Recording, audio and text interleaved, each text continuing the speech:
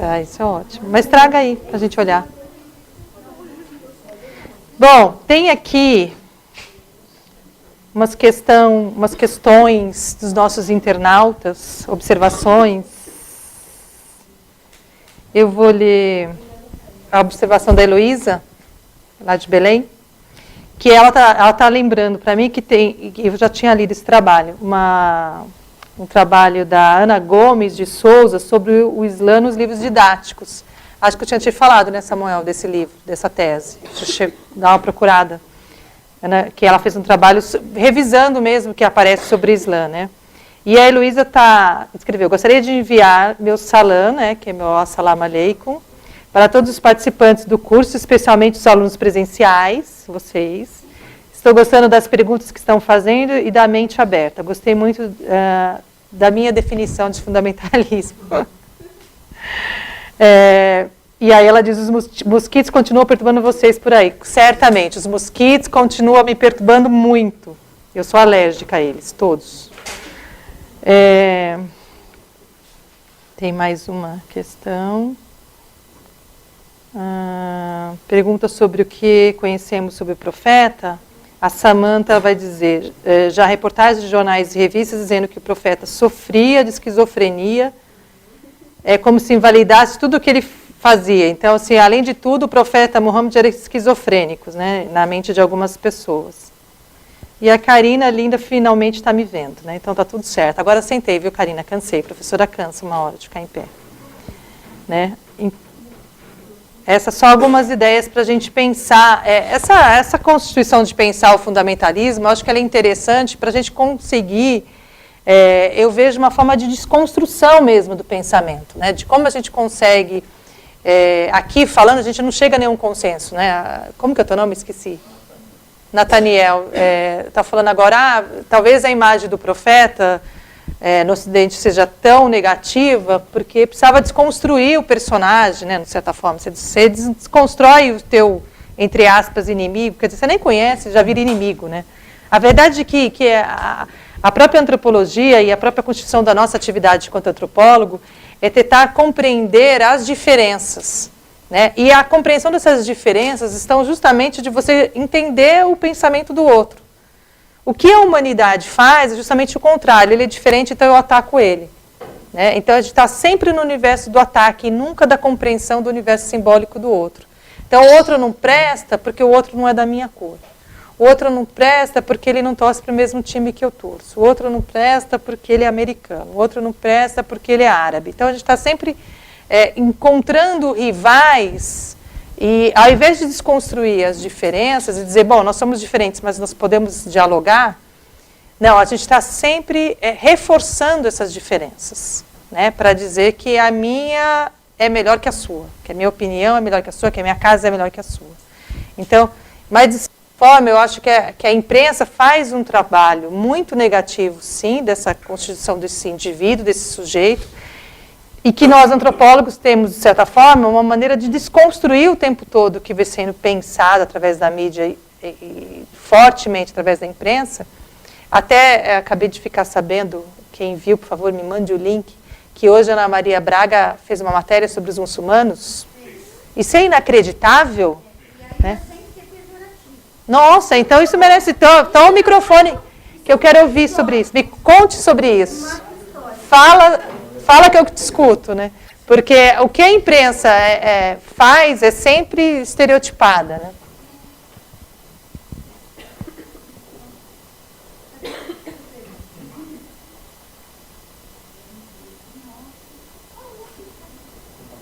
É só deixar verdinho. Mas as pessoas de fora não escutam. Pega esse outro aqui, ó.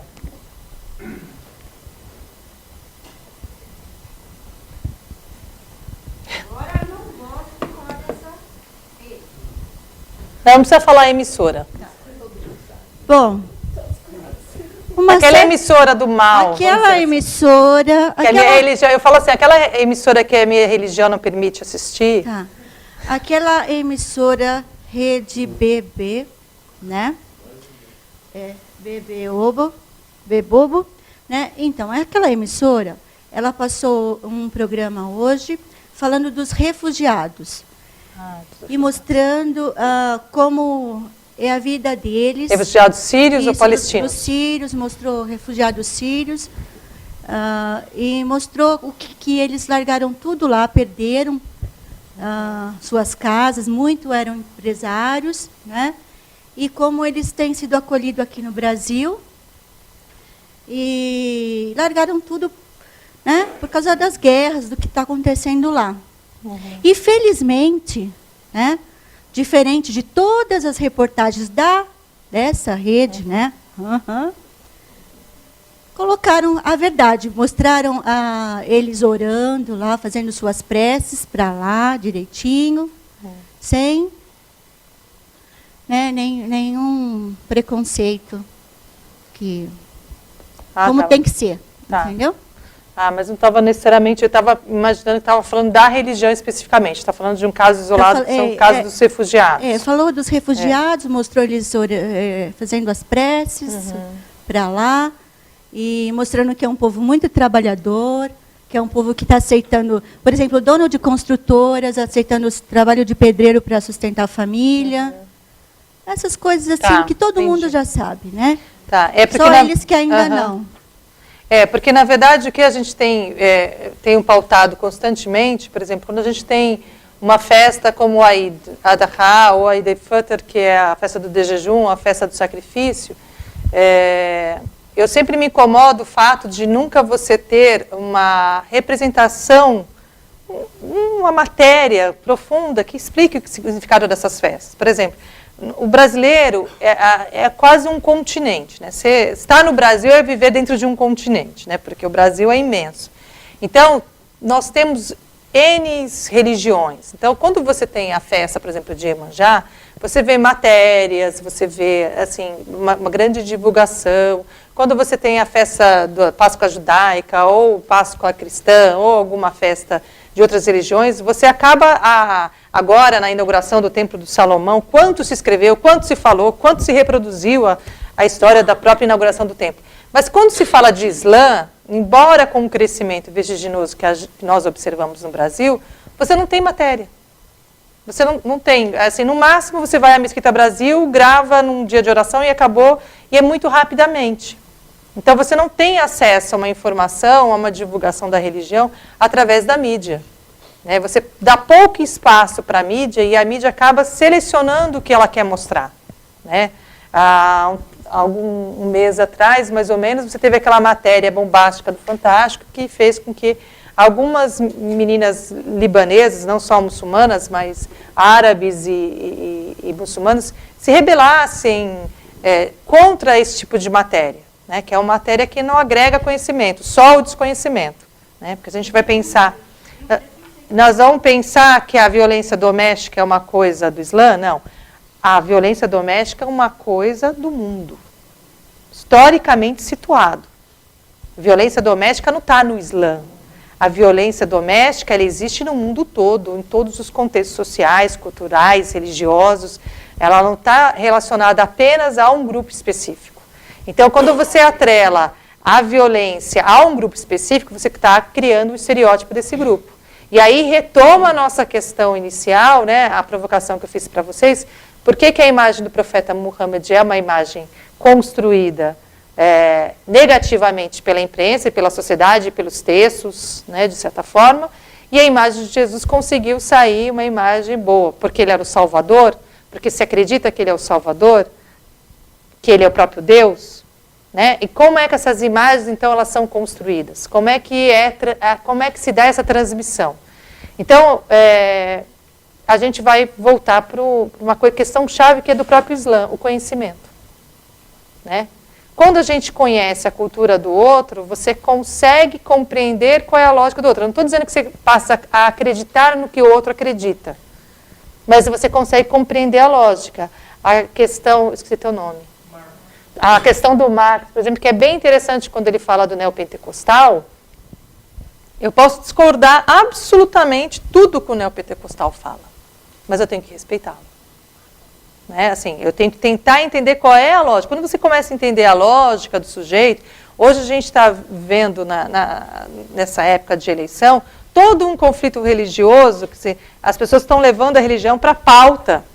Por quê? Porque se pensa que determinadas questões não pode ter o debate religioso, porque o debate religioso tem que estar na esfera particular, privada. E quando ele assume uma esfera pública, ele vai entrar em conflito, em confronto com outras realidades. Porque se a gente pensar qual religião que eu vou respeitar dentro do Brasil, qual que eu vou valorizar? Então eu não posso, o presidente da República ele não pode valorizar essa em detrimento daquela. Ele não pode valorizar uma opinião em detrimento de outros. O presidente da República ele não pode simplesmente dizer, vamos fazer um plebiscito para determinadas questões. Porque a própria sociedade, se ela não consegue ter um consenso, ela não consegue ter uma reflexão madura até da sua própria religião, como é que ela vai ter uma reflexão madura do seu próprio contexto, da sua própria realidade?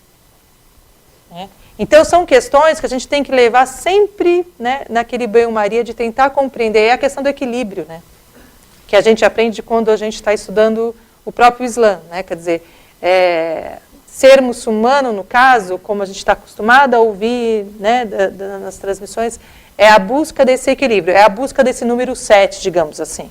Eu não vou nem até o número 10, mas eu não fico lá no número 5. Né? Eu fico tentando compreender várias lógicas. E aí a própria questão de gênero, aí as próprias questões dos relacionamentos, a própria questão de transmissão de conhecimento, a própria questão da política, porque o Islã é uma religião que lida com a política, né? Assim, ele é a própria política, porque se ele é um código de vida, a política está dentro da religião. Não é uma coisa dissociada. Quando você pensa no próprio conceito de mesquita, o que significa mesquita? Juntar, né? Quando, o lugar onde se junta. E a mesquita era um espaço, e ainda é um espaço, onde se faz política, onde você vai dizer os problemas da sua sociedade. Ele é um espaço de oração, mas era muitas vezes o espaço onde o próprio profeta, vários califas, e onde as pessoas que transmitiam a religião chegavam para transmitir as regras daquela sociedade, daquele grupo, para resolver problemas daquele grupo. Né? Então você tem, eu que tenho vários, hutbas, né, sermões de sexta-feira anotados, você consegue perceber nesses sermões um sermão que é mais político, um sermão que tem um fundamento religioso, um sermão que ele tem um fundamento religioso, mas que ele está atrelado a um sistema político, a uma realidade política, a uma reflexão política. Né? A comunidade muçulmana não é uma comunidade que está distanciada do que acontece no governo, dos partidos políticos, das representações. Ela também busca suas representações, ela também busca o seu espaço de diálogo com os políticos, com os próprios candidatos, com as representações. Então, quando a gente está pensando nessa imprensa e dessa construção desse profeta, é sempre essa coisa mais fragilizada, como a menina diz assim, a própria esquizofrenia. Quer dizer, porque você não quer compreender a lógica que é atribuída a ele. Então, você está deixando de ouvir milhões de pessoas que falam sobre a vida do profeta. Então, nós teríamos milhões de pessoas enlouquecidas neste mundo. Né? Se a gente pensasse assim, tem uma brincadeira que é ótima para pensar. Se os muçulmanos são terroristas, e no caso o Islã é a segunda maior religião, o mundo já teria acabado, não? Né? Então, isso nos faz pensar o que nós estamos pensando enquanto religião, o que nós estamos pensando enquanto extremismo, o que estamos pensando enquanto fundamento, enquanto transmissão. Né? Então, hoje eu estava, quando pensando nessas histórias, né, do profeta, do próprio nascimento, do reconhecimento, né, do selo da profecia dele, e desse preparo todo que se fizeram com ele, o que ele foi preparado. Né, para as renúncias, para os ataques, né, para as pessoas até que lidavam com ele, que estavam o tempo todo testando ele, todos os dilemas que vinham, né, que as pessoas tinham no seu cotidiano, as pessoas buscavam o profeta para perguntar para ele como é que ele solucionava, como é que ele era um grande administrador das questões públicas, né, públicas, afetivas, sociais, econômicas, né? Ele conseguia simplificar a vida daquele muçulmano. Eu acho que isso que é o mais interessante quando você escuta e vai lendo sobre a vida dele. É a simplificação, é a justiça, né? da própria questão da igualdade, né? De como ele vai transmitir determinados valores buscando essa igualdade, né? Ele vai ouvir as partes. Em alguns momentos, em alguns hadis, eu lembro das histórias que o Sheikh Al-Abduni, os hadis que ele ensinava em 2002, quando eu assisti as aulas dele na Mesquita São Bernardo do Campo, e era interessante, porque cada historinha desta contada, e contada pelo Sheikh Ali, como que eu posso dizer, ele tem um sabor diferente, porque ele conta com uma sabedoria, com um enriquecimento de ideias. Eu ficava imaginando, se o profeta, ele é um advogado, né? Ele é um grande administrador da justiça, né? Porque alguém traz um problema, ele acaba distribuindo esse problema de uma outra maneira, olhando para esse problema de uma outra maneira. Então, quando a gente está pensando, voltando um pouco para as questões que eu trabalhei, e por isso que a vida do profeta é importante para pensar, quando eu estou pensando nas lideranças, né, que era meu trabalho inicial no doutorado, de pensar os líderes da fala. Por que eu estou pensando nos líderes da fala? E por que a fala e a audição, para mim, é muito importante para pensar no Islã? Porque toda vez que eu conversava com um muçulmano, ele dizia para mim, não, França, eu não sei muito bem isso, vai falar com o Sheikh, o Sheikh sabe mais que eu, não, mas eu quero ouvir a sua fala sobre isso. Não, mas eu não tenho conhecimento, fala com o Sheikh. Então, essa ideia, falar com o Sheikh, me remetia a dois questionamentos. Um, ele não sabe nada da religião dele. 2, ele está com vergonha. Ou 3, o Sheikh de fato sabe mais, ou ele tem medo de falar porque o conhecimento dele não é adequado.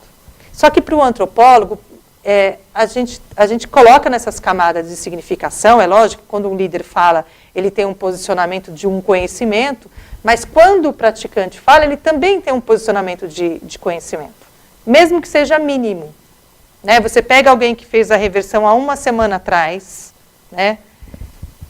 A pessoa, se ela fez a reversão uma semana atrás, um conhecimento ela já tem, que é acreditar na unicidade e acreditar que o profeta é o seu mensageiro. O resto ela vai aprendendo passo a passo. Quando eu estou falando com um sheik, ele tem um conhecimento de uma vivência religiosa que ela é muito mais ampla. Mas eu jamais posso desprezar, enquanto antropóloga, a fala de alguém que acabou de fazer a adoção dessa religião. Né? Porque senão, se a gente ficar só na posição das lideranças, a gente não compreende a comunidade como um todo. A gente não tem a compreensão daquilo que a gente vai chamar de uma. Como é que eu compreendo essas comunidades? A gente está aqui em São Paulo, tem, 17, 20 mesquitas em São Paulo, no estado de São Paulo. Diversas, com vários tipos de imigração diferente, com vários tipos de conversões diferentes. A gente tem a mesquita de Barreto, que é a segunda mesquita construída no Brasil. Aí a gente vai para Salvador, você tem uma característica de uma comunidade diferente, você tem um sheik nigeriano, né?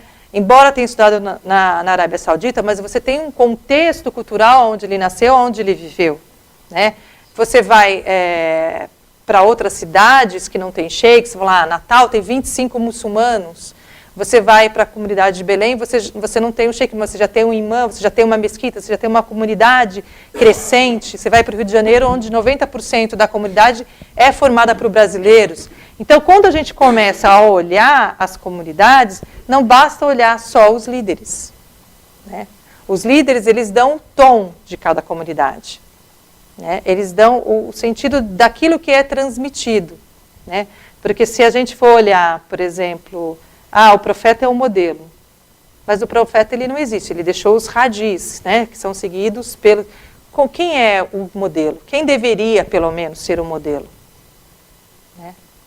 Quem deveria, de certa forma, ser aquele que é exemplo para a sua comunidade? O próprio sheik, né? Aquele que representa a própria comunidade. Então, não que ele seja infalível, mas que, de certa forma, a transmissão vem daquele que detém o conhecimento. Né? E as pessoas, de certa forma, são as pessoas que vão pegar aquele conhecimento e ressignificar. É lógico que em cada religião, as pessoas elas vão transformar aquele fundamento, e aí é entender o fundamentalismo por aí, para virar extremismo. Quando é que o fundamentalismo vira extremismo? É quando eu pego aquilo que eu entendi e transformo no algo extremo. Né? Da mesma forma, uma vez, existe muitas questões, nós não vamos entrar isso no curso, mas só para vocês terem uma ideia. As pessoas viviam dizendo, você estuda os warabias, né? Os que estudam são sheiks da Arábia Saudita.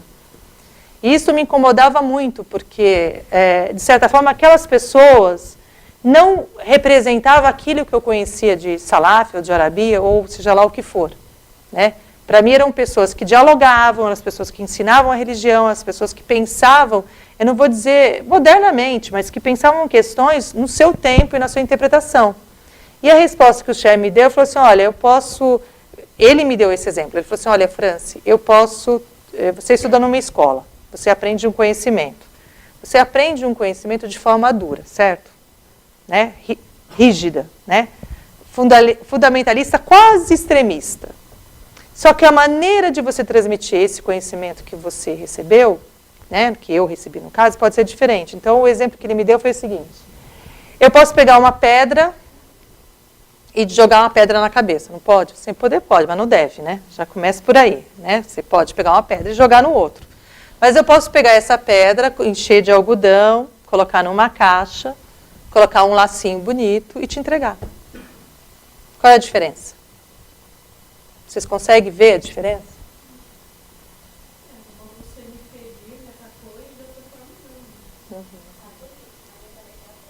Ainda vai ter a pedra.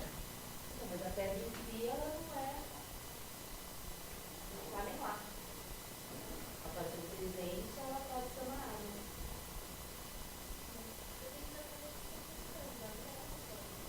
Tudo é como. A ideia é, por exemplo, eu que sou uma professora, eu vou ler o seu texto. Eu, por sinal, recebo N textos por dia para serem lidos, que estão na fila, né? Eu sempre pergunto para as pessoas, você quer que eu leia com emoção ou sem emoção? Então, as pessoas que me conhecem já dizem, não, Franci, com emoção. Então, segura. Porque aí eu leio com emoção, né? Com aquela emoção, né, de docente que gosta de corrigir a alma do que está ali dentro. Né? A Isabel, ela é fruto disso, coitada, de ação. Ela tinha até medo quando ela viu meus e-mails, porque... Ela sempre com muita emoção. Mas essa é a ideia. Tudo na vida é como. Eu posso ir para uma banca de doutorado, de mestrado, e ler um texto que eu achei um absurdo. Eu posso dizer para a pessoa, olha, tudo que você escreveu não serve para absolutamente nada. As coisas que você escreveu, o seu pensamento está equivocado. Eu posso destruir aquela pessoa. Mas eu posso dizer tudo aquilo que eu estou pensando de uma outra maneira. Eu não vou estar mentindo, eu não vou estar escamoteando, mas tudo na vida é como. Então, eu entendo a coisa do pacote, que eu posso transmitir, sim, mas eu posso transmitir essa delicadeza que a outra pessoa não se sinta intimidada. Ou que a pessoa se sinta violentada com aquela informação, com aquela mensagem. Porque é tudo, de certa forma, como você transmite o conhecimento. Eu posso ser uma professora que transmite com violência, que fique passando lista, que fique fazendo prova, que me preocupe com o detalhe, mas não com o conteúdo, com a forma. E com a forma de transmissão. O conteúdo ele vai ser transmitido, mas que forma que você vai transmitir? Né? É a mesma coisa de você pegar um convertido e achar que ele tem que rezar perfeitamente na primeira semana que ele se converteu. O que é mais importante? A intenção dele de acreditar em Deus ou a maneira correta ou errada de rezar? Então, isso, de certa forma, é o como. O como você pode transformar esse seu cotidiano para... Então, isso tudo são o quê? Quando você vai lendo as passagens, as histórias da vida do profeta, você encontra lá. Quando eu estou falando aqui das aulas que eu sentia um pouco como um advogado, é porque ele usava determinadas expressões que faziam com que as pessoas entendessem o quão justo ele era. Né? Porque ele trazia essa informação de forma a dizer, não, mas espera aí, o que você está me dizendo? O que o outro está me dizendo? Então, vamos tentar fazer essa reconciliação. Então, esses elementos dessa reconciliação é o como. Então, quando a gente vai pensar vamos trazer várias tradições diferentes, por que essas tradições diferentes acabam se acusando? Porque elas não têm o meio termo, que é o como a transmissão. Elas são transmitidas de formas muito violentas. Então, você vai ter líderes religiosos que são extremistas, radicais e tudo que eles fazem, de certa forma, não condiz a este como que deveria existir, né? Que é a questão do saber, né? Que é a paciência. Então, assim, o muçulmano tem algumas coisas que são chaves. Um é a questão da busca do conhecimento. Outra é a paciência, né? A paciência, o próprio profeta dizia que é a luz da sua alma. Então, se você tem paciência, se você pacienta, a coisa acontece. Então, esses elementos estão todos o que? São atributos, né? Homens e mulheres têm que buscar conhecimento. Está no Alcorão. Né? Quando se fala da paciência, está no Alcorão, quer dizer, está na Suna, está no comportamento dele. Então, ele vai trazendo esses elementos justamente para que as pessoas aprendam este como. Porque se você, o Cher falou bem na semana passada, é a religião que aplaca a ansiedade. Porque se o controle final, o resultado final não está na sua mão, por que você vai ficar ansioso? Perdi o avião, né, a história, perdi o avião. Tem um compromisso às 5 da tarde. Perdeu o avião, que adianta o nervoso? Perdeu, está perdido. Então tem um certo reconhecimento de coisas que você não controla. Né, e de coisas que você acaba jogando. Né.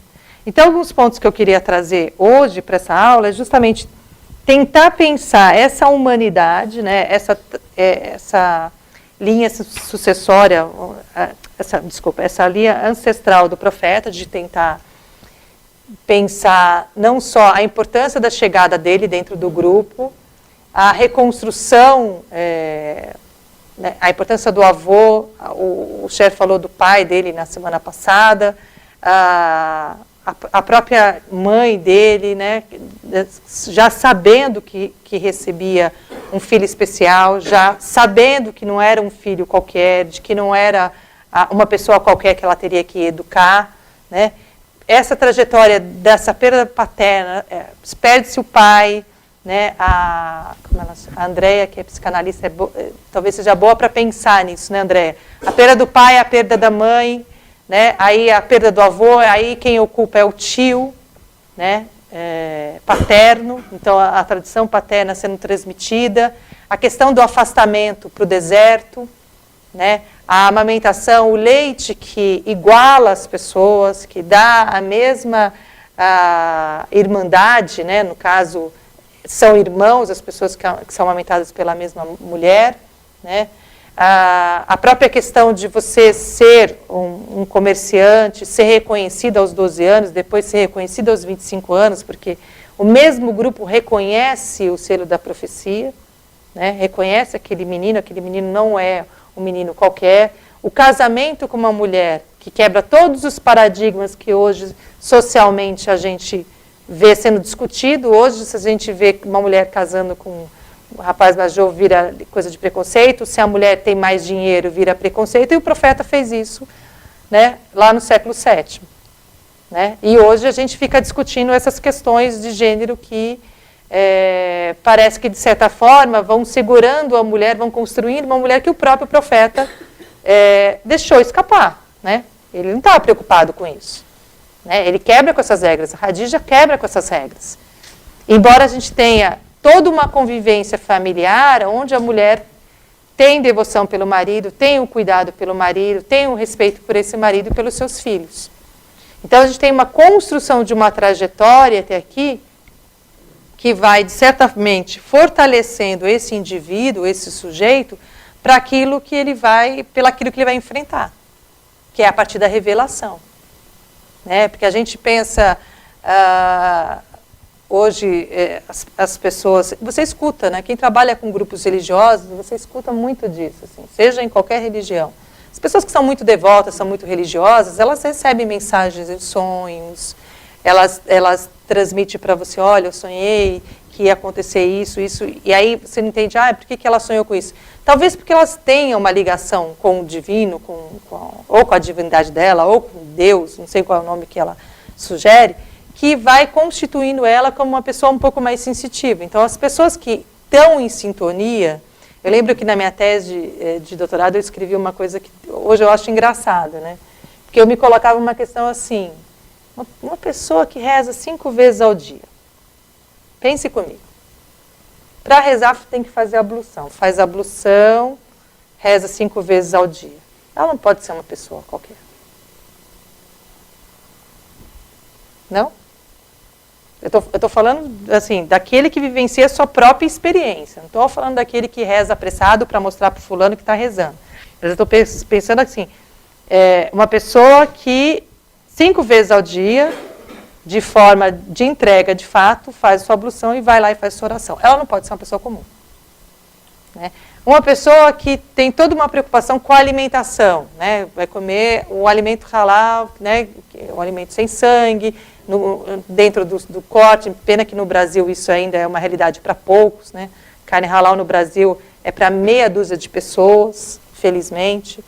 As pessoas não têm acesso ao alimento.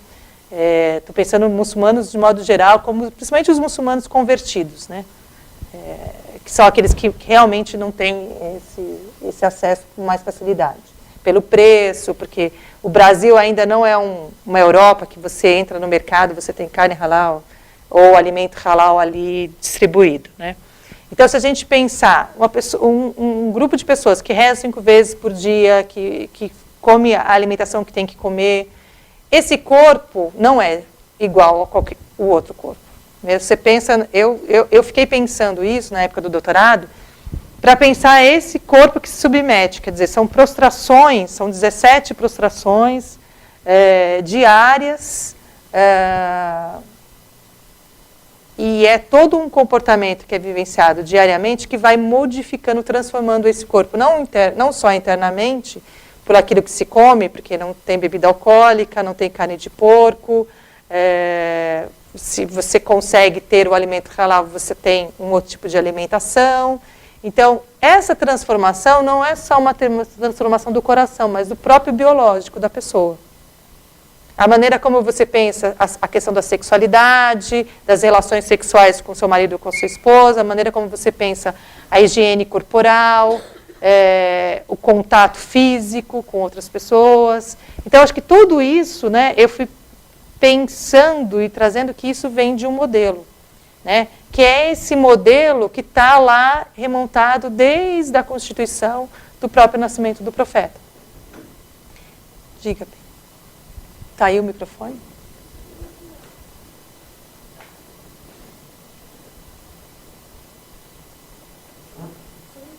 Acho que está ligado.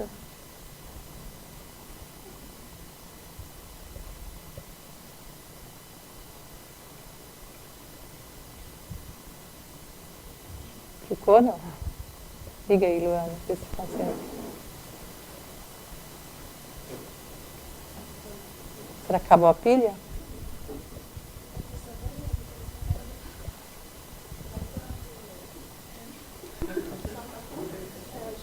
Vê se ele tem um outro microfone, ou liga esse microfone daqui, ó. Não sei se está... Acho que deve estar ligado. Ele está verdinho. Acho que acabou a pilha. Esse está funcionando, esse microfone? Tá. Tá. Não, pode pôr aqui, ó. Aí você fala, pode pôr aqui em cima o microfone, que aí dá para você falar pertinho dele. É só para o pessoal de casa ouvir. Isso me deixa mais calma. Tá, fica calmo, Fernanda. No caso da Hádija, até onde eu entendi, que é a primeira vez que eu estou ouvindo isso. Uhum. Ela quebrou um tabu, e o profeta também. Sim. Porque ela era rica, viúva, quer dizer, não é virgem. Uhum.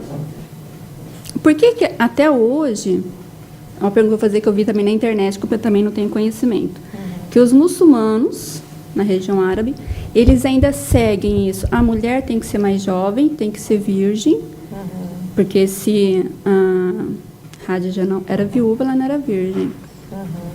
Por que ainda seguem isso? E eu vi também na internet, não sei se é verdade, que em casos extremos, não sei que caso é esse, que casos os filhos com primas. Eu achei isso muito estranho. Não entendi. Que casam os filhos com primas. Eu nunca ouvi falar isso, eu achei muito estranho. Isso não é uma regra islâmica. Então, vamos voltar.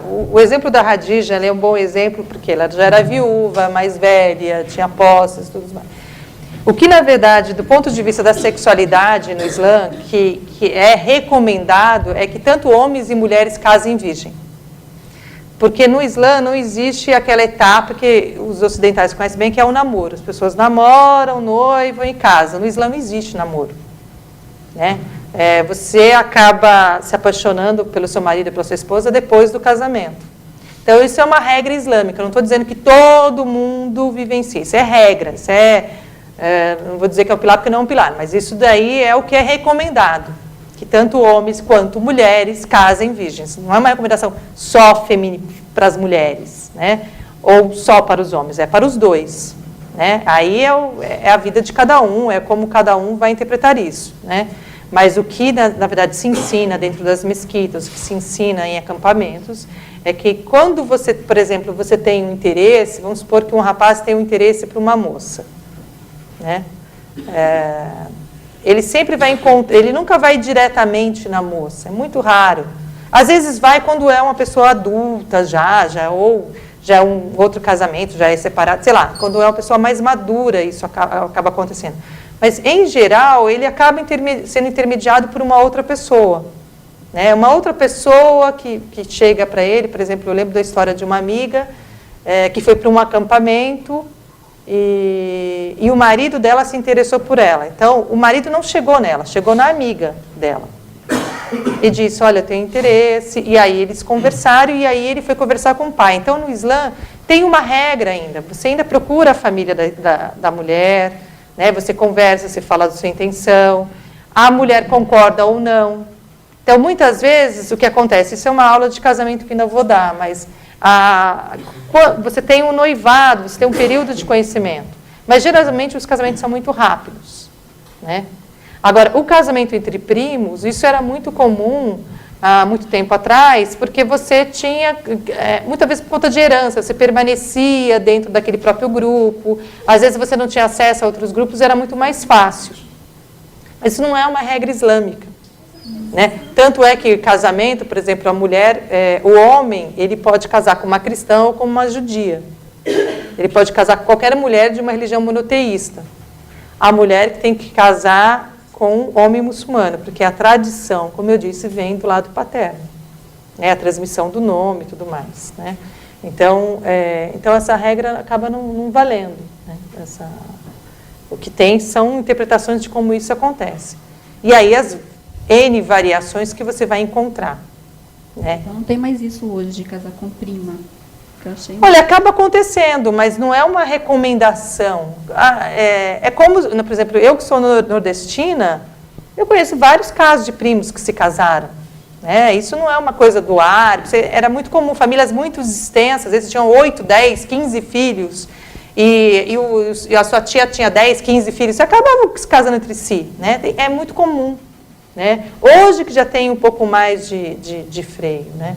É lógico que, por exemplo, que também, isso é muito natural, de que alguém que seja árabe, talvez procure alguém de família árabe, mas isso não é regra, entendeu?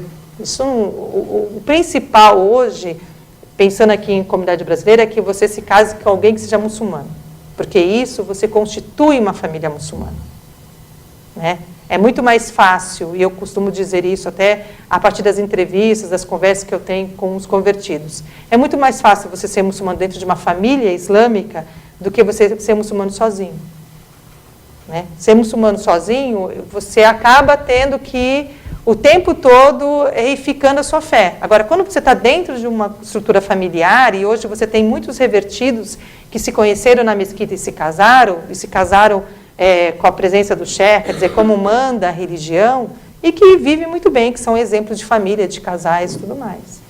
Então, a internet ela é péssima, em todos os sentidos, para qualquer religião. Eu achei um pouco estranho, eu falei assim, primos, aqui no Brasil está meio que normal, porque está meio bagunçado, né? Uhum. Eu falei, mas lá, eu achei estranho, porque não tem um grau de parentesco. Uhum. Né? Mas tem muitos muçulmanos casados, principalmente de famílias árabes, casados entre primos. Isso era uma prática muito comum. Hoje talvez tenha diminuído um pouco mais, porque a conta da imigração, mas isso não quer dizer que não aconteça. Às vezes é primo de terceiro grau, de um parente distante, que você conviveu, mas que é de uma família que você conhece. Tem muito disso, né? Hoje tem muito de... Assim como tem casos da mãe procurar a esposa para o filho.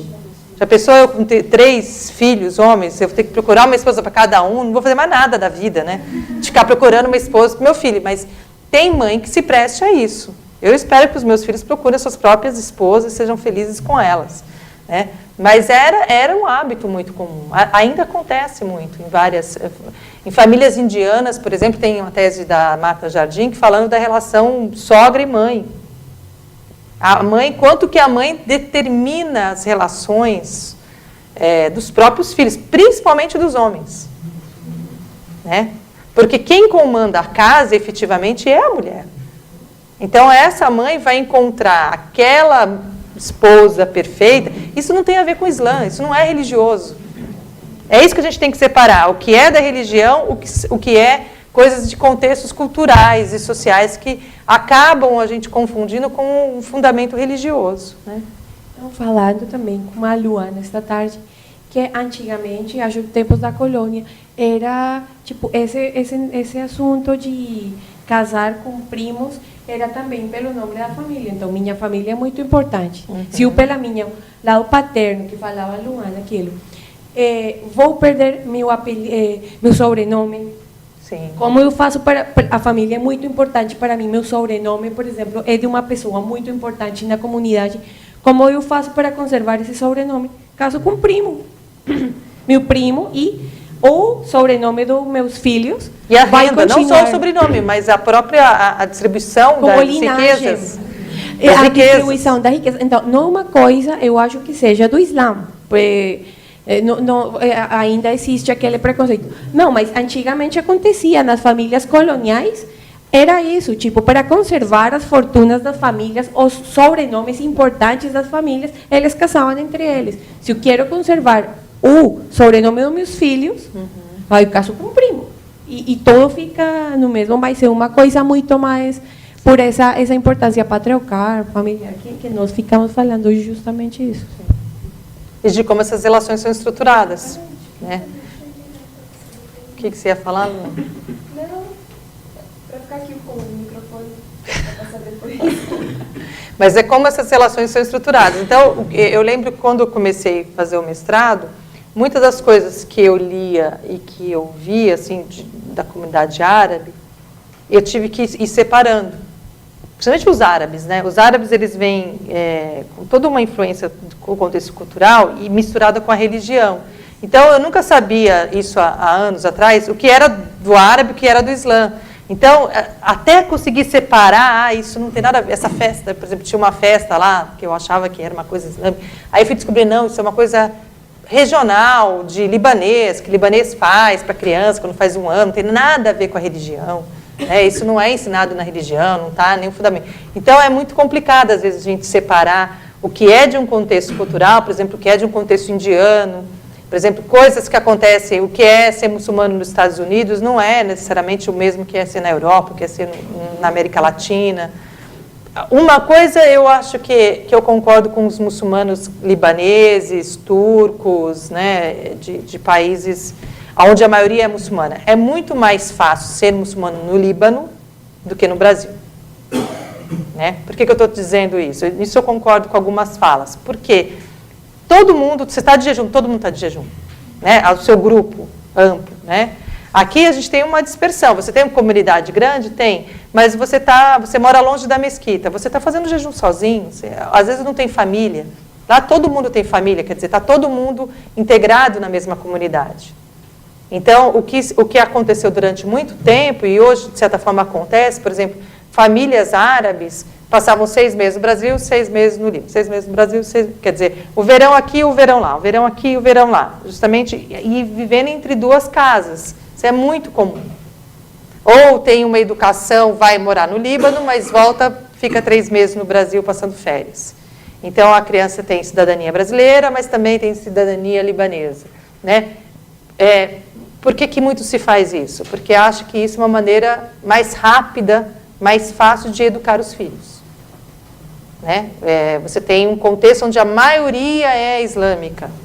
Então, é mais difícil que aquela criança se desvirtue, sei lá, pense diferente. Hoje, já tem, no Brasil, investimento com escolas, né, com tradição islâmica, que ensina religião, que ensina o árabe. Então, isso, de certa forma, daqui a uns 20 anos, isso vai estar um outro quadro. A gente vai olhar para isso de uma outra maneira, vai ter que ter outras reflexões, outros pesquisadores, porque certamente a comunidade vai modificando, né? O que fazemos nós, antropólogos, é que a gente está o tempo... Por que o GITS é importante para nós? Porque é a interpretação, é uma interpretação. Meu trabalho é um trabalho datado de um determinado grupo. Por exemplo, o meu trabalho do mestrado, ele é completamente datado, né? Ele foi constituído numa comunidade que não existe mais. As pessoas existem, felizmente. A Magda existe, a Faf não, já morreu. Mas alguns dos meus interlocutores, daquele momento, eles estão lá. Mas eles estão lá dentro de um grupo muito mais amplo, que eu não daria conta, porque é gigantesco, né? Quer dizer, a gente dá conta porque acaba dando conta. Mas que é outro grupo, é outra percepção, são outros muçulmanos. Vem o brasileiro, por exemplo, ele entra na religião muito pensando na sua própria cultura, né? O brasileiro tem hábitos diferentes. Como é que ele vai se adequando aos poucos, né? Eu acho que vai indo nesse movimento de preparo desse comportamento, dessa mudança de comportamento, né, de que você não pode estender a mão para um homem, você que acabou de que você que é revertida, né? O homem não estende a mão para a mulher. Então, você vai aprendendo aos poucos o comportamento que se tem quando se é muçulmano. Que tipo de relacionamento que você tem. Então, você vai pensar agora em ter relações muito mais com as mulheres que com os homens. Quer dizer, o muçulmano praticante, ele não bebe álcool, ele não come carne de porco, né? Eu estou falando de regras daquela pessoa que vivencia a sua religião efetivamente. Para não dar a ideia de que eu acho que tudo isso é assim mesmo, que todo mundo vivencia assim. Não é, né? Como não existe católicos perfeitos, não existe muçulmanos perfeitos, nem judeus perfeitos. Então, a gente está dizendo como é a regra e como pode ser, então, reinventado essa própria regra na experiência religiosa, né? Como o Sheik falou, tem gente que não deixa de fazer o jejum, mas não reza 5 orações diárias, que, como ele mesmo diz, é mais importante que até o próprio jejum, né? Assim, no caso. Quer dizer, mas quando chega o jejum, faz jejum, porque aí todo mundo está em jejum, né? São uns 29, 30 dias. Então, acho que são coisas que a gente vai olhando, que é interessante pensar que tudo vem de um determinado fundamento, né? De uma história que foi contada, de uma interpretação que foi contada. E quando você vai buscando esse conhecimento, você vai entendendo, de fato, qual é o lugar do profeta dentro desse contexto social, dentro dessas comunidades. Passa o microfone lá. Vocês deviam sentar todo mundo aqui na frente, porque aí o microfone passava assim, ó. É verdinho. Tem que falar no verdinho. Nesse período do jejum, como fica a transformação de um muçulmano? O porquê que ele faz? Por que ele busca isso? Como é que fica o pensamento dele, a alma dele? Por que ele busca isso? Ai. Até respirei. É que é difícil falar, né? Mas o jejum, assim, o jejum é uma prática, né, um dos pilares do Islã, que ele é constituído para que o muçulmano perceba, sinta na pele, no corpo, que um outro muçulmano, o que uma outra pessoa, por exemplo, sente fome, as necessidades, ter um momento de privação. Então, acredita-se, quando você está privada de comida e de água, você consegue dar mais valor quando você tem comida e quando você tem água. Então, esse acho que é um ensinamento maior. Da minha experiência de campo, eu já escutei eu tenho uma frase que eu acho muito bacana, que os muçulmanos me dizem sempre. Eu lembro muito de um amigo meu, muçulmano, o Ronaldo, que eu perguntava para ele, uma vez eu perguntei para ele, como está sendo o seu jejum esse ano? Aí ele dizia para mim assim, Franz, esse ano está melhor que o ano passado, porque esse ano eu estou fazendo... Parece que eu estou com mais fé, esse ano eu estou mais preparado, esse ano eu estou reclamando menos, eu estou rezando mais, eu estou mais dedicado. Então, sempre tem, assim, e aí essa frase sempre me marcou quando o Muslim me disse isso há uns anos atrás, no sentido de que cada jejum que se faz, você incorpora uma força maior, um significado maior. O Cher disse, né, quando você vai iniciar o jejum, você tem que ter uma intenção, senão o seu jejum não vale. Então, você inicia a partir da sua intenção. Então, é interessante, e isso é uma fala recorrente, né, porque aí eu comecei a prestar atenção que todo mundo falava assim, graças a Deus está melhor. Graças a Deus está melhor que antes, eu estou me empenhando. Então, tem uma coisa do empenho e dessa satisfação. E é muito engraçado que você vai passando os dias, o jejum, quando chega um certo período, as pessoas já estão acostumadas. Elas não sentem mais. Já estão... Aquilo já faz parte do cotidiano. Tanto é que, quando termina o jejum, no dia do Aid, você tem, é obrigatório comer. Você não pode fazer jejum no dia da festa, no dia da quebra do jejum. E depois, no mês seguinte, né, no chance, você acaba fazendo mais 6 dias de jejum. Tem gente que já emenda os 6 dias de jejum. Ele quebra no dia da festa e aproveita e continua 6 dias de jejum. E nem sente a diferença, né? Porque o corpo já está habituado. Né? Então, acorda-se de madrugada, antes da primeira oração, faz a alimentação e vai comer só no Maghrib, né? Quando no pôr do sol, que você vai poder quebrar o seu jejum. E aí você tem que, é obrigatório quebrar o jejum.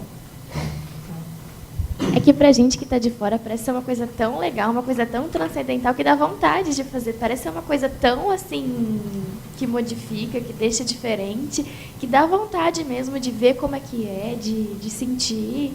Parece ser muito interessante viver isso mesmo. Eu acho que faça. É bom. E eu acho que é interessante porque eu acho que assim, aquela pessoa que está disposta a fazer o jejum, não é só um controle da comida e da bebida, mas é o controle dos pensamentos, da fala, da prática, da fé. Então, você tem todo um equilíbrio ali. É mais do que ficar sem comer. É mais do que ficar sem comer. O comer é o mais fácil. Ficar sem comer é o mais fácil. E eu tenho 2 curiosidades. Se a mulher pode usar maquiagem e se podem fazer tatuagem. Do ponto de vista tradicional, a mulher não deveria, do ponto de vista que a gente escuta por aí, de que algumas pessoas, vamos usar a expressão, não é recomendado, pero no mucho, as pessoas acabam usando, né? Mas digamos que, eu acho que há por que a maquiagem, no caso, a maquiagem, pintar as unhas, por exemplo, é complicado do ponto de vista islâmico. Porque a ideia da purificação para fazer a oração é de que você não tenha nada que encobre o seu corpo, que marque o seu corpo. Então, a pintura nas unhas, por exemplo, você não consegue fazer a ablução. Hoje você já tem um esmalte, parece que foi desenvolvido um esmalte especial que as meninas buscam, que é um esmalte que você pode fazer a ablução adequadamente, né? E que aí não invalida a sua oração, né? Então, é recomendado não se fazer maquiagem, mas as pessoas fazem maquiagem. Elas são super vaidosas, na verdade. As mulheres são, né? Com exceção de mim, o resto, todas as outras mulheres, né, do mundo, todos são muito vaidosas, né? Assim, tem uma queda pela vaidade, né? Assim, também tem aquela coisa, né, de que você explicou pra gente uma vez, da humildade, da simplicidade da mulher, da pessoa, da calça que você estava falando, que o sheik não... Falou, não, o jihad está correto, mas a calça muito apertada tá valorizando o corpo, valorizar o físico. Então, tudo tem que correr dentro disso? De certa forma, sim. Eu acho que tudo tem que... Eu acho, não é que eu acho, né? Mas eu interpreto que a maneira que hoje se busca essa vivência do Islã é a conduta, é o sentimento. Então, se você for perguntar para uma pessoa que tem conhecimento da religião, ela vai dizer assim, qual é a intenção dessa pessoa? Se a intenção dela foi boa, pouco importa, né? Mas se a intenção dela for má, porque assim, você pode estar com a vestimenta adequada, mas você pode estar desejando que o outro se mate, se caia, se esborrache. Então, qual é a vantagem de estar com uma vestimenta adequada? Então, é um pouco disso, é o equilíbrio.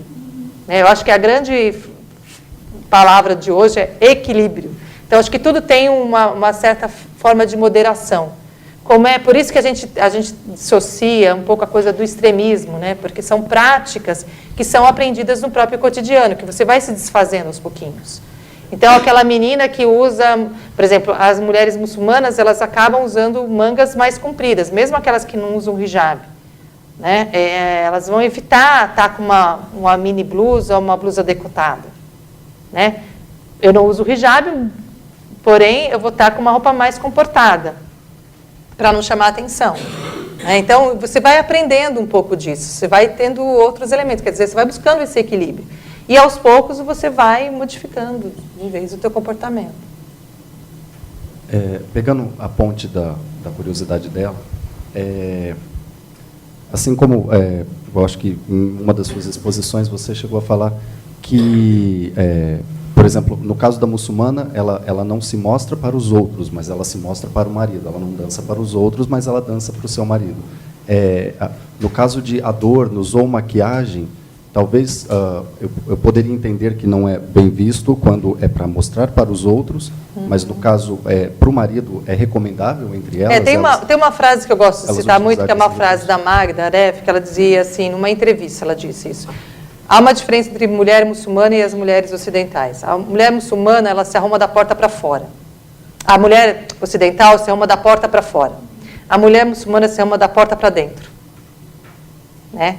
Porque, e isso era uma coisa que eu vi, assim, uma mulher muçulmana, ela procura estar bem arrumada, bem vestida, né? Assim, quando o marido está em casa. Né? Então, a dedicação dela, e do homem também, né? Essa coisa de que o homem não se cuida para sua esposa é equivocado, é mal visto. Então, esse cuidado do corpo é para dentro de casa, não é para fora. Então, essa exposição do corpo, então a maquiagem, a mulher que pinta o cabelo, tudo isso, que faz as unhas, isso é para o marido, não é para o externo. Né? Isso eu escutei de várias outras mulheres. Né? Agora, a coisa de dançar, isso era um comentário meu feito dentro da pesquisa de campo, que eu perguntava,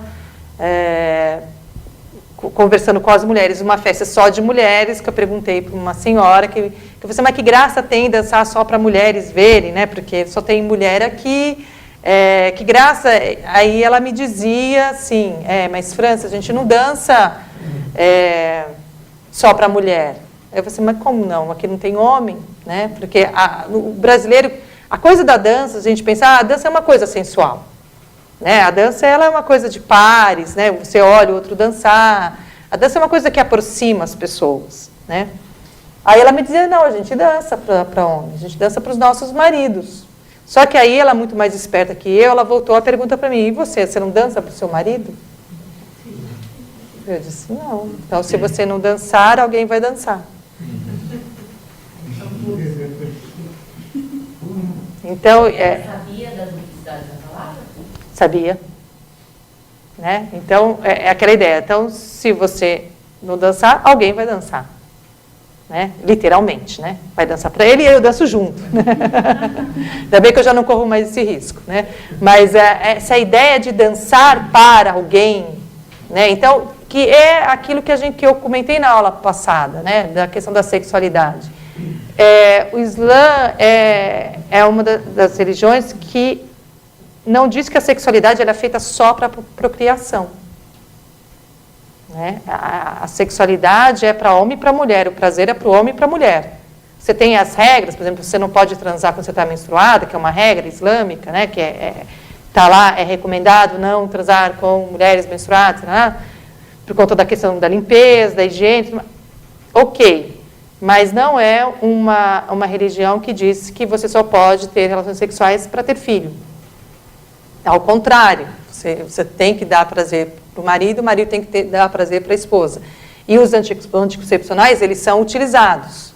É lógico, por que se tem muitos filhos? Porque, na verdade, se você tem condições de ter e educar bem esses filhos, então é permitido que se tenha. Se você tem alguma doença grave, que você não possa ter filhos, isso não é problema para o Islã. Né? Então, acho que alguém tinha comentado outro dia, o Islã ele tem resposta para tudo, tem resposta para tudo mesmo, assim, para cada comportamento, para o que isso, que pode, que não pode. Acho que é interessante essa abordagem. Acabou a curiosidade? Então, deixa eu voltar aqui, porque é interessante quando começa a falar e cada um vai trazendo um elemento, você vai viajando, né? naquele pensamento todo. Diga. Você falou, dança só para o marido, mas não pode dançar para os filhos, para os homens da família também? Você acaba fazendo, mas eu estou pensando a dança como uma aproximação sexual, sensual, daquilo que você se prepara para, entendeu? Que é muito habitual, né? Não é uma coisa que é descartada. Isso não quer dizer, não estou dizendo aqui que as mulheres muçulmanas dançam, né? Eu estou apenas fazendo um recorte de um momento de pesquisa de um comentário. Não estou dizendo agora todo mundo vai casar com a muçulmana porque ela dança, né? Porque não é isso que eu estou querendo dizer. Mas de que em alguns momentos isso é permitido quando se é para o seu marido, né? Quando se é para o seu marido é permitido, né? Não há nenhum mal nisso, né? Então acho que isso é um pouco. Eu lembro até quando teve aquela novela O Clone. Era muito louco, né? Porque as pessoas achavam que chegava alguém na sua casa, os muçulmanos começavam a dançar, né? Loucamente, né? Chegava alguém e começava a dançar, né? E eu falei assim, gente do céu, eu ficava, né, possessa com aquilo, como se o muçulmano fosse. Mas é melhor o muçulmano dançarino que o muçulmano terrorista, né? Vamos combinar, né? Melhor que eles dancem, né? Mas é sempre um estereótipo, quer dizer, o que a novela pega? A novela pega um elemento, né? E transforma aquele elemento como se fosse a verdade, o contexto, aquilo que acontece. É um povo, e ele está falando de uma tradição árabe, é um povo animado, um povo que dança, um povo que faz festa, né? Mas quando se trata de Islã, essas festas são separadas, são ambientes separados, você não tem os homens no mesmo espaço feminino, né? É difícil as pessoas compreenderem isso, precisa vivenciar essas experiências. O bom de ser pesquisadora mulher, eu digo, né, até conversando uma vez com o Paulo Rilu, que é um pesquisador do Rio de Janeiro, a gente estava falando, ele falou assim, Francis, vocês têm vantagens. Mas qual a vantagem, Paulo? Não, porque você como mulher, você acaba entrando nos espaços masculinos. Verdade. Né? Porque você é pesquisadora, você vê, não, eu tenho justiça não, porque eu preciso ouvir os homens do que eles estão falando. Como várias vezes eu estive no espaço masculino. Agora, o homem pesquisador, ele jamais adentra o espaço feminino. Né? O reduto feminino é um reduto que não permite de jeito nenhum a entrada de um pesquisador para etnografar. Né? Agora, nós mulheres, a gente consegue construir relações, principalmente com as lideranças, que acaba, a gente tem um lugar, né, para escutar, se for uma reunião, né, você tem ali o seu lugar, você tem uma ponte, você acaba construindo esse espaço. Eu não acreditei nesse momento no documentário de que a câmera não podia entrar, ela teria que entrar com a mini filmadora, porque ele era homem. Porque ele era homem e não podia entrar filmando. Então ela entrou com uma improvisada por ela ser mulher e poder, mas ela podia ter que colocar um traje específico, participar dos rituais, foi uma coisa bem legal. Por isso que eu faço, só para fechar, porque a gente tem que sair da sala, ser pesquisador de comunidades muçulmanas estabelece várias regras de entrada. Né? Eu ensino os meus alunos como você faz a abordagem, comportamento, que roupa vestir, como é que... Eu dou o código de ética de comportamento do antropólogo em comunidade islâmica. Porque você, com esse código de ética de entrada, de comportamento, você consegue fazer sua pesquisa tranquilamente, você consegue circular, você consegue compreender. Quando você não sabe, você começa a fazer um monte de coisa atrapalhada, porque não é uma comunidade que nós estejamos acostumados, uma regra que nós estejamos acostumados. Então, se você tem esse código, né, de como se virar dentro da comunidade, você consegue um pouco dissociar um do outro, saber com quem você pode conversar. E o bom de pesquisar há tantos anos, que você sabe muito bem quem é quem. Quem vai falar mais tempo, quem vai falar 5 minutos, quem não vai te atender, quem vai dizer para falar com o share, né? O bom de estar muito tempo dentro do grupo é porque você acaba conhecendo o grupo. Né? Então, esse dá um dinamismo até de compreensão desse universo. Né? Mas o que eu queria registrar e deixar fechado, porque aí o Share vem semana que vem para falar da revelação, é todo esse processo de preparação do profeta, que para mim hoje eu vejo muito fortemente. É engraçado que quando eu terminei de ler a biografia do profeta, eu falei assim, pensei comigo, e talvez fique uma questão para quem está online também pensar, para a Vanessa, para a Karina, para a Heloísa, para a Keren, para quem está assistindo online. Eu fiquei, ao terminar a biografia, eu fiquei pensando o seguinte, o que eu falei hoje não é a biografia toda, é só um trechinho, né? É muito próximo do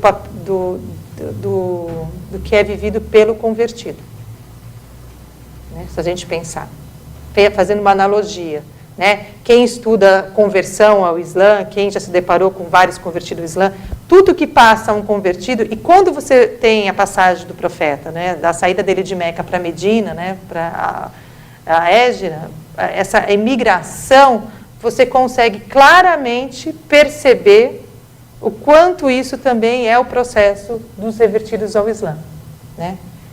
O processo de adaptação, o processo de sofrimento, o processo de rejeição da família, o processo de rejeição dos amigos, né? Essa transformação. Então, hoje, quando você adere a uma religião que é estranha para a maioria, você acaba sendo um pouco esse espelho do profeta na sociedade contemporânea. Então, é uma questão que eu deixo em aberto para quem está aqui, para quem pesquisa o Islã e que está acompanhando o curso, para a gente pensar junto, né? Pensar se esse modelo do profeta, essa passagem toda dele como exemplo, né, de homem, e todo o processo de transformação dele, de sofrimento dele que a gente vai acompanhar, é também o processo dos convertidos que tem que se adequar, que tem que lapidar. Não estou dizendo que os convertidos estão aqui como profeta, não é nada disso. Mas eu estou pensando nesse processo de transformação, né? Que não é meramente o processo do jejum, mas é o processo mesmo de perdas, né? Eu lembro de uma frase muito recorrente que eu ouvia de alguns revertidos, que dizia assim, quando você entra para o Islã, quando você retorna para o Islã, você retorna sozinho, né? E o quanto isso tem um peso, né? O que significa retornar sozinho, né? O que significa ter que ficar discutindo com a mãe e com o pai, dizendo que essa foi sua opção religiosa. Então, para a gente pensar um pouco o quanto o profeta também teve várias pessoas dizendo que ele é esquizofrênico, né, como a Samantha mandou para mim, que ele era louco, que ele era pedófilo, que ele era guerreiro, que ele era violento, que ele era um terrorista. Então, todas essas expressões você acaba também encontrando nessa vivência dessas pessoas que passam a adotar a religião, tá? Então, na semana que vem, voltamos à aula da semana, tá bom? Obrigada. Tem lista de presentes? A lista, ela não tem. Não tem. Não tem, mas eu sei que vocês estão aqui hoje. Depois, você vai disponibilizar esses slides para a gente? Posso. Pode. Tá joia. Eu vou colocar tudo, na verdade, as aulas estão sendo gravadas, né?